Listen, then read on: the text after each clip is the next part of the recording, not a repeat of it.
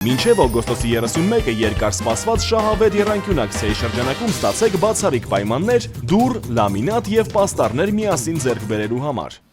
Մեծարգո նախագահ, հարգելի փոխոսնակներ, հարգելի գործընկերներ, իրականում շատ է ուզում խոսել հենց հանձնաժողովի հետ կապված թեմաներից ու առհասարակ մեր կատարած աշխատանքից վերջում կփորձեմ հասցնել, բայց երեք մի հարցազրույց աչքովս ընկավ, շաբաթ օրը ըստ երևույթին նկարահանված, որտեղ ուժեղ Հայաստանի ներկայացուցիչը ուղիղ տեքստով ասում է հետևյալը. «Բա նորմալ մարդը Սամվել Կարապետյանին թողած կգնա Նիկոլ Փաշինյանի հետևից»։ Հետո ուժեղ Հայաստանի ներկայացուցչին լրագրողը հարցնում է. «Հա էլի, նորմալ մարդը Սամվել Կարապետյանին թողած կընտրի Նիկոլ Փաշինյանին»։ Մարդն է հաստատում, ասում է, բա։ Ուժեղ Հայաստանը այսպիսով պետք չէ արդեն առանձնացնել որևիցե մեկին, սա ակնհայտորեն կուսակցության ու դաշինքի դիրքորոշումն է, հարգելի գործընկերներ, փաստացի սրանով աննորմալ է անվանում Հայաստանի Հանրապետության 720,000-ից ավել քաղաքացու։ Այս մարդկանց դիրքորոշումը դա է, այս մարդկանց մոտեցումը դա է, որ նորմալ մարդը ուղղակի չէր կարող չընտրել Սամվել Կարապետյանին։ Նորմալ մարդը պիտի ընտրեր Սամվել Կարապետյանին, իսկ ով էլ որ ընտրել է Նիկոլ Փաշինյանին, այսինքն այդ 720,000 մարդը աննորմալ է այս մարդկանց պատկերացումը։ Ես իհարկե չգիտեմ նորմալի ու աննորմալի մասին ուժեղ Հայաստան դաշինքի պատկերացումները, բայց դրանք ըստ ինձ փոքր-ինչ տարակուսելի են առնվազն, քանի որ երբ որ քաղաքական ուժը առհասարակ մտածում է, որ ինքը կարա 730,000 հոգու աննորմալ անվանի, հարգելի գործընկերներ, թույլ տվեք պնդել, որ դա արդեն իսկ աննորմալ է։ Դուք այստեղ շատ լավ օրինակներ ունեք, օրինակ Հայաստանի Հանրապետության ժողովրդին ժեղ, օխլոս, նմանատիպ բաներ անվանած խմբակցության ներկայացուցիչների։ Էլ ավելի հետաքրքիր ներկայացուցիչներ կան, դրանից ազգային ժողովից դուրս է սպայի դրության, որոնք նախկինում նստում էին այս խմբակցության փոխարեն։ Հայաստանի Հանրապետության քաղաքացիների հետ առհասարակ պետք է զգույշ խոսել, շատ զգույշ է պետք խոսել Հայաստանի Հանրապետության քաղաքացիների հետ, որովհետև հարգելի գործընկերներ, ես չգիտեմ իհարկե դուք որքան կապիտալ, որքան գումար ունեք, բայց թույլ տվեք ձեզ ասել, որ եթե նույնիսկ դուք աշխարհի հարստություն ունենաք, դա ձեզ թույլ չի տալի Հայաստանի Հանրապետության ժողովրդին վիրավորել։ Դա ձեզ թույլ չի տալի Հայաստանի Հանրապետության քաղաքացուն վիրավորել։ Հատկապես վիրավորել մի բանի համար, որ այդ քաղաքացին չի վաճառվել։ Ինչևէ, շատ խոսվեց հեծի մասին անցած օրերին։ Թույլ տվեք մի քանի բան էլ ես արտահայտեմ հեծի մասին։ Հեծն էլ հոր ռուսական օլիգարխիային է պատկանում, ամենավատ մոնոպոլ կազմակերպությունն է։ Համարյա մարզով մեկ հոսանք չունենք, չնայած նորմալ է դա, նոր բան չի, մութ ու ցուրտ տեսած սերունդ ենք։ Հետաքրքիր միտք է, չէ՞։ Հեսա կասեմ ինչ մասն է։ Երեկվանից մասնավորապես ժամը 22:30-ից Ջերմուկ համայնքի Կիչուտ գյուղում էլեկտրականություն չկա ու հայ էլեկտրական ցանցեր ՓԲ-ն թքած ունի, թե մարդիկ այս սառնամանիքին կցրտահարվեն կամ ինչ պիտի անեն։ Սա առաջին դեպքը չի ու տարվա որ եղանակին ու ժամին ուզում են առանց տեղյակ պահելու անջատում են, որի հետևանքով մարդկանց տեխնիկան է փչացել, օրինակ նոթբուքս։ Երբ պետքա այս ամենաթողությանը վերջ տրվի, չէ՞ որ մենք վճարում ենք տասնապատիկ ավել հեծի մատուցած ծառայությունների դիմաց, իսկ մարդկանց ով է փոխհատուցելու պատճառած վնասի համար, թե մտածում են գյուղերում մարդիկ չեն ապրում ու պետքա միշտ անտեսել, հեծին դատել ու վտարել է պետք։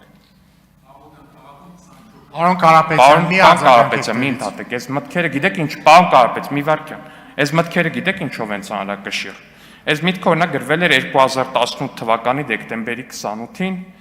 ձեր խմբակցության պատգամավոր Սյուզաննա Ավետիսյանի կողմից։ Հարգելի գործընկերներ, մենք այստեղ ձեզ ասելու բան չունենք, հասկանում եք, հեծի մասով ես չի որ պետքա ձեզ գնահատական տամ, ձեր գնահատականը ձեզ արդեն իսկ տված է ձեր խմբակցության կողմից։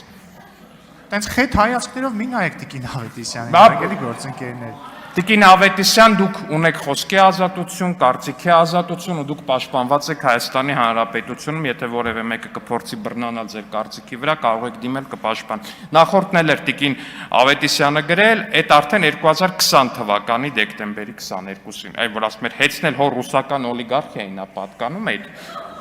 Տիկին Ավետիսյան, շատ ողջունում եմ ձեր շրջահայացությունը, հեռատեսությունը եւ սեփական կարծիքը արտահայտելու քաջությունը։ Ձեր էջից է։ Ինչևէ, բայց նորմալին ու աննորմալին վերադառնալով հարգելի գործընկերներ, ասում ենք, որն է նորմալ, որն է աննորմալ, քաղաքացին է նորմալ, թե ես մեկն է նորմալ։ Հարգելի գործընկերներ, 126,000 դրամով ես գիտեք դե Իջևանում եմ ծնվել, բայց Զեյթունում եմ մեծացել, Զեյթունցի եմ, պարոն Գաբրիելյանն է Զեյթունցի եւ կներեք, բայց այս հեծի թեմաներից իմ Զեյթունցու արժանապատվությունը ու մեր թաղի ժողովրդինն էլ շատ վիրավորված է։ Ուրեմն Զեյթունում, երբ որ ահռելի պարկինգը 126,000-ով ամսական վարձով եք տվել, հեծին պատկանող ու գնացել Մալացիայում 12 միլիոնով վերցրել եք, թող ներեն Մալացիայի մեր գործընկերներ, բայց ես ու պարոն Գաբրիելյանը այդ միտքը մի տեսակ ծանր ենք տանում, էլի։ Այդ երբանից Զեյթունը դարավ 126,000, նույնատիպ բանը Մալացիայում 12 միլիոն։ Հարգելի գործընկերներ, էդ է ձեր պատկերացրած նորմալ, ասում է, մեր գրպանիցը, Ժորժը, այդ ինչ բիզնես մոդել է։ Այսինքն այդ ինչ բիզնես մոդել է, ձեր գրպանից, հում գրպանից ուզում են, այդ ինչ այդ նորմալ է, այտենց բիզնես են անում առհասարակ։ Այդ որ սիստեմով է տենց, որ դու ունես օրինակ, չգիտեմ, բաժակ, այս բաժակը տալիս ես վարձով 126,000 դրամով, ու մի հատ ուրիշ նույնական համարյա բաժակ վերցնում ես 12 միլիոն դրամով։ Այդ ինչ սիստեմ է։ Այդ նորմալ է առհասարակ, այդ փողերի շարժը նորմալ է, այդ ինչ փողեր է։ Այդ մաքուր փողեր են, այդ ինչ է ժողովուրդ։ Այդ ինչ է։ Ես այդպես բիզնես չգիտեմ որպես այդ։ Ասում եք բանը, ասում եք Հալիձորի մանկապարտեզի վրա հավելագրումներ է կարել։ Ես մա, հա, բացահայտել ենք, հիմա ձեր վաղտ էլ ալվում։ Այո, բայց գիտեք տարբերությունը որն է, պարոն Ղազարյան, որ մեր մոտ հիմա որ ելնում է, քանի հատ հաղորդում կա տված ոստիկանություն, դուք տվել եք հաղորդումներ։ Ոստիկանություն հաղորդումներ տվել եք, հեչ մարդ կա, որ այդ գործով գնացել է քրեական վարույթով անցել է։ Հարգելիություն էլի։ Ներողություն, պարոն Ալեքսան, մի վայրկյան։ Հարգելի գործընկերներ, անընդհատ տեղից արձագանքում եք։ Մի արձագանքեք, դուք ունեք եզրափակիչ ելույթի իրավունք, վերջում կգաք, կարձագանքեք։ Ինքը ձեր հետ է խոսում, բայց ձեզնից այս պահին չի ակնկալում արձագանք։ Շարունակեք, պարոն Ալեքսանը։ Շնորհակալություն։ Նույն Հալիձորի մանկապարտեզի վրա ինչի է ավել փող գրվել։ Որ բանա, այդ փողով ազգային բարերարություն արվել է օրինակ։ Հեչ այդ փողով ինչ բարերարություն արվել է ավել գրած մանկապարտեզ։ Լավ էդ էլ հլա ջանդա։ Ժողովուրդ 102-րդ ռազմաբազայի վրա եք ավել փող գրել։ Ասենք այն մարդ 102-րդ ռազմաբազայի վրա ժողովուրդ։ Հետո էլ ասում եք խիա Ռուսաստանի հետ հարաբերությունները վատ։ 102-րդ ռազմաբազայի վրա ավել փող եք գրել։ Պարոն Ղազինյան, ձեզ նախազգուշացնում եմ այդտեղ։ Պարոն Ալեքսյան, Ղազինյանին նայելով մի խոսեք, ասենք Տիկին Ավետիսյանին նայելով խոսեք, որ չարձագանքի տեղից։ Հետո կասեն հարաբերությունները փչացավ, էս արեց, այն արեց։ Բաց sense ոնց կլինի ժողովուրդ ջան։ Բայց լավ, այս հեծի մասին դեռ շատ ենք խոսելու ինձ թվում այնուամենայն։ Սիրելի քաղաքացիներ,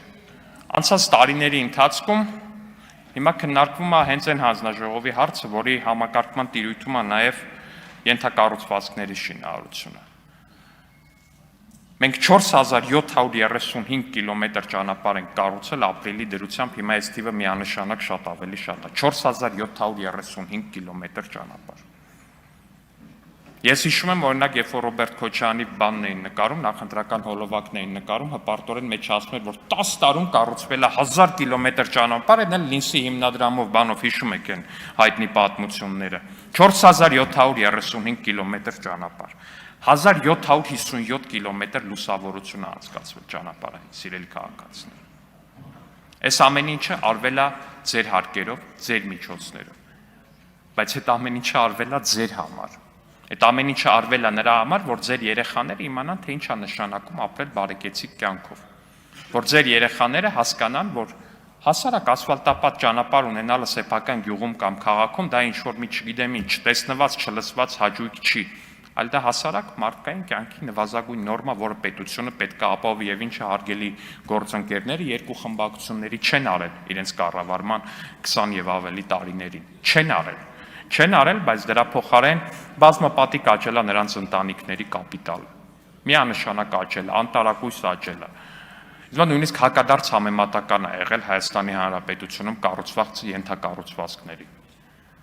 Այս ամեն ինչը մենք արել ենք եւ այս ամեն ինչը մենք շարունակելու ենք անենք։ Իհարկե, այդ ընթացքում կգնան հարգելի գործընկերներ, կգտնեն կառուցվող մանկապարտեզներ եւ կստուգեն արդյոք կառուցվող մանկապարտեզի պատի վրա ներկը բավականաչափ ամուրակպած թե չէ, եւ ես շատ ողջունում եմ այդ գործունեությունը։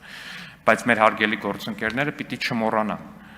որ խնդիրն է նա, որ պետությունը 30 տարի մանկապարտեզ չի կառուցել եւ հիմա փաստացի պետություն կառուցող